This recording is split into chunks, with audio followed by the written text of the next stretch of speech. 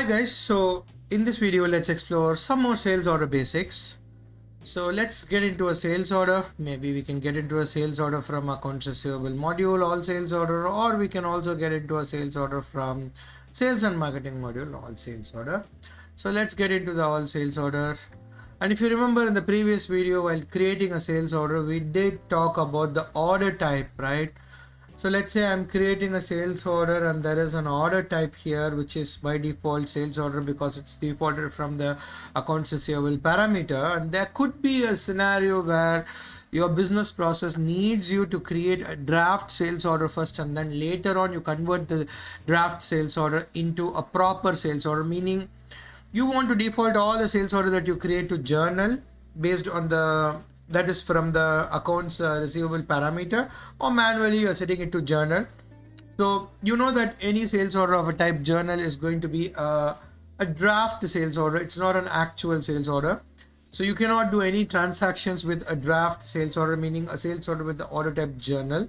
So let's say that I'm creating a sales order of an order type journal, and I get into the sales order, and let me also add an item to it, and let's save it. And if I try to confirm this, it cannot be done. I cannot confirm it because this, as I said, it's just a draft sales order. Likewise, all the posting buttons are all disabled. You will not be able to do any kind of a posting action. It's just a placeholder, a draft sales order in the system. And also this kind of sales order in the type journal will not be considered while you run a master planning. So all this won't be considered as a part of a demand forecast in any way. Okay, so let's say that your business, as per your business process, you want to first create a journal, and then later on you want to convert them into a sales order. And let's say you're creating a multiple sales orders of order type journal, and if you want to see all of them, there is a separate area in the system where you can get into the sales and marketing and expand the sales journal. So sales order of type journal. So in here, you will be able to see all the sales order of type journal, including the one that we have recently created, which is of number 53. Let me copy this number. So let's say that we at the moment have 4 sales order of type journal, and if you want to convert it into a normal sales order, then you need to get into the sales order, and you need to get into the header section of the sales order. And then in the header section, you will have the order type field where you change the order type from the journal to the sales order. Let's say you have 50 sales order that you have created for a day of type journal, and you cannot get into every single sales order of type journal and keep changing them into the order type sales order, right? So in order to fasten this process, there is also a periodic task that are available in the sales and marketing module. So if you go to the sales and marketing module under the sales journal, if you go to this periodic task, post sales journal. So here, if you want to just post one particular sales, or in this case I want to post one, or maybe you can also put a dot and specify the entire range of sales order with the order type journal that you want to say change to a proper sales order. You can mention all the sales order number. So you know that there were 4 sales order of type journal in the system. So now I'm going to process one with the number 53. So if I now go back and check for the sales order of type journal, I will only see that 3 is there, the 53 is gone. So system automatically converts it into the sales order of type journal. So it is gone from here, but you will be able to see it in the all sales order section. So if you go and check at the end, here you see the sales order. Now it is changed to the order type journal. Order type from the journal to the sales order. So if you even here, if you see, it is no more of order type journal, but it's changed to the sales order. That is something which you might need to be aware of, which is the difference between journal type sales order and a normal sales order. So apart from that order type, there's one more interesting order type available in the sales order. That too, primarily these days, a lot of customers are moving from a capex to the opex business model, where a lot of customers are interested in moving to a as a service business model, X as a service, devices as a service, a rental business model, or any kind of service that you're offering to a customer. Let's say the ADC Motors is an automotive company, and let's say you're offering a kind of a service contracts for all the car that you are selling to the customer, where you will be doing free service for a customer for a year, let's say, for example, and you're getting into a contract with the customer, and in return the customer needs to pay a fixed rate, let's say a $120 every month, and you are charging the fixed rate of $120 every month to the customer as a subscription fee. In return, you are doing a free service to a customer for the 1 month, which is a part of your service agreement that you are having with the customer. In such cases, since the requirement is very simple and straightforward, it's a fixed rate that you are charging customers periodically, you can even use the subscription type of the sales order, because such sales order never closes. You can use a single sales order to periodically invoice a customer for every month. So this can be used for a simple periodic invoicing for a customer, but you have a complex periodic invoicing where it is not a fixed rate. The rate changes based on the consumption or based on the usage of a specific equipment, and based on that you might need to vary your billing amount. So in such cases you might need to get into the subscription module, where you have even more complex way that you can invoice a customer periodically. So this subscription order type of sales order can be used for a simple subscription scenarios. So let's say this customer, I'm going to invoice a customer periodically. So I can just choose the customer name. Any warehouse is fine. In this case, I'm going to anyways use a service item and change the order type to subscription. So we already seen journal subscription is now that we are going to see sales order. We know it. Return order, normally the system automatically sets the return order status. So if you try to set it, it will say that cannot be set manually, because this is an order type that will be automatically set while you're trying to process the return order in the system. We are having a lot of videos on this in the future, if you keep watching the series. So we will talk about it in detail later. Item requirement is a kind of a sales order that we generate from projects. In some cases, in a project, we may need to consume items from the inventory. In such cases, we create a sales order from a project. In such cases, such sales order will be automatically tagged with an item requirement order type. So in this case, we are going to see the subscription type. So let me keep it as subscription, and a sales order is created.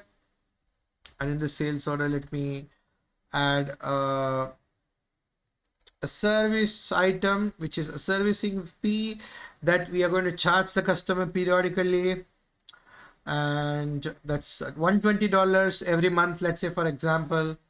And then you don't need to confirm it, but just for the sake of this demo, I'm quickly confirming the sales order. The item, the service fee is just a service non-stocked item. So that's the confirmation getting printed. Close it. Let me try to directly post packing slip. I don't think so. Picking list registration is mandatory in my case. So just say all and post the packing slip. So if you notice that it is open order, and now it is changed to delivery as soon as I posted the packing slip. Now let's try to invoice the customer, which we are going to do periodically. So when I invoice, as soon as I invoice the customer, if you keep noticing the order status of the sales order here, that's the invoice report, it's again changed to the open order. Okay, it's again changed to the open order. So meaning next month I can again quickly go ahead and post a packing slip.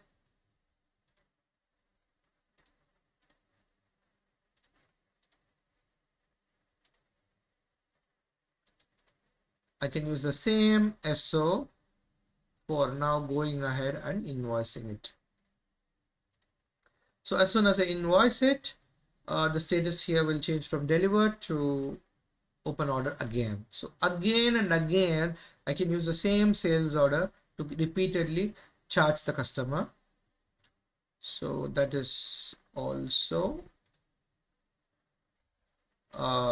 changed to open order. If you check the journal, so you will see that there are multiple sales order created in the system with different sales order numbers. So that is the significance of the subscription order type of sales order. So let's proceed further with some more topics in my notes. Some additional concepts related with sales order processing, guys. So let's create a quick sales order.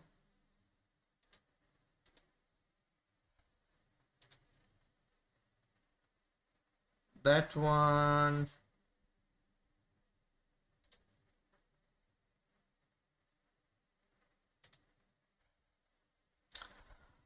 Let me add an item to it. And let's say that this sales order was actually promised or requested to be delivered. Today's date is 13 January. So let's say that I'm promising originally promising to deliver on, sorry, the requested date was 9th, and that is going to be the shipment date, and the receipt date will be like 1 day later. So that's the original shipping date, and even the confirmed date is the same. Let's say that one and that one. So in this example, it is maybe I will change the item number just to be different, because I keep repeatedly using that item. So let me change it to this item number. So the thing is, I am supposed to deliver this, since I changed the item number, everything has changed. So let me put it back to the older date. So this was the requested ship date, and that's the confirmed ship date as well. But I haven't still shipped the product. The product sales order, that is the sales order status, is still open order. So the date today is almost 13th of Jan, but still the sales order is not yet processed. So all such sales order, if you go to the sales and marketing module, there is something called as a back order line. So if you go here, so that is our most recent the sales order that we have just created, right? So the system will show you all those delayed sales order that was promised to go on the past date, but even until now those are not fulfilled. So those are all considered as a back order. In the real life, these are all back orders, because until today we could not fulfill the past orders because of the lack of stock of a specific item, and that could be a reason why these are all still held up in a form of a back orders in the system. So all those delayed sales orders with the past date will all be appearing as a back order line in the system over here. This is a back orders as of today, as of today's date. So likewise, you can even change the dates as of 9th. So the one that so as of 9th, or as of Jan 2nd, if you see, the recent sales orders are all gone. So based on the dates, the system will also show you the back orders which are delayed, right? So you can even change the dates, and you can play around and check and test the back order lines in your system if you're practicing along with me. So in the case of the back order, in this case, the system will also show the customer who is associated with that particular sales order, the actual confirmed ship date that we have confirmed with the customer, and the actual requested ship date, and what is the current date today is 13, and you can easily figure out the deviation from there. And it is also possible to see the transaction, which is the sales order transaction from here. And necessarily it need not be like there is no stock for this particular item. In this particular scenario, if you check the on hand inventory, there is a stock for this particular item. It's still not over, but still it doesn't work based on stock or no stock. It's purely driven based on the dates. So in this case, even though the stock is there, but still for some reason we haven't delivered the product or shipped it on a planned time, so it's even now open sales order, and that gets qualified as a back order. And it is also like you have seen that this sales order is absolutely not even partially processed. Nothing is delivered, nothing is invoiced. So even that you can see here in this particular scene. So that is the concept of the back order lines in the system. So hope it is clear. So there is one more type of the sales order. Let's get into the sales order, check that. So let's say that we are creating a sales order.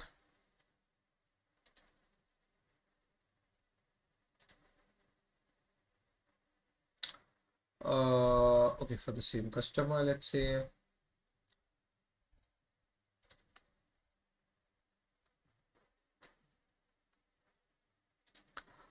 Let me add any item.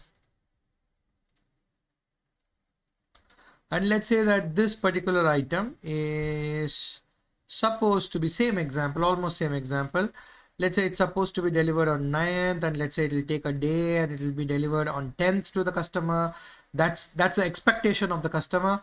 But and more on this date, guys. This is all called as a date control. These are all it can be controlled by different ways like ATP, lead time, and all that. So this is a big topic. We will have a series of video on this separately. At this moment, I'm turning this off, so I'm keeping it as none, and I'm doing all changes manually.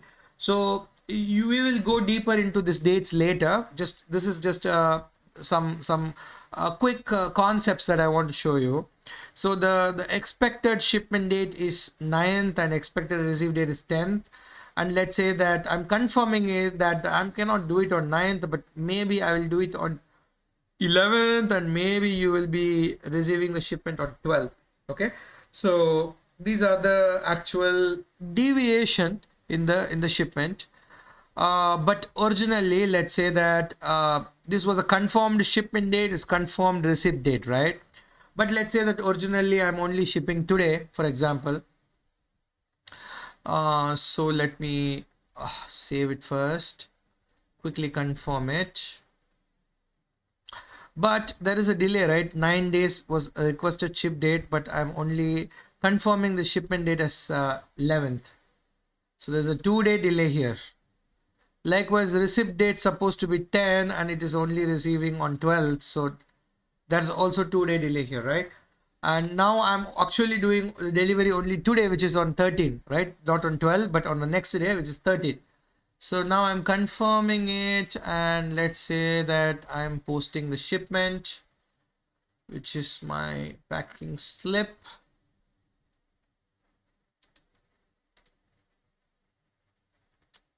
Okay, I'm posting the shipment, say okay.